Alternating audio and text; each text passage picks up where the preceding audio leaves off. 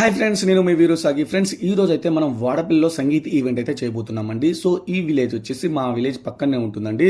So ఈ event ఇచ్చింది ఎవరో కాదు, మా వైఫ్ వాళ్ళ ఫ్రెండ్ అనమాట. వీళ్ళు మన సబ్స్క్రైబర్స్ అండి. మన ప్రతి వీడియో చూస్తుంటారండి. ఎప్పటి నుంచో చెప్తున్నారు, అన్నయ్య నా సంగీత్ ఈవెంట్ మీరే చేయాలి అని చెప్పేసి.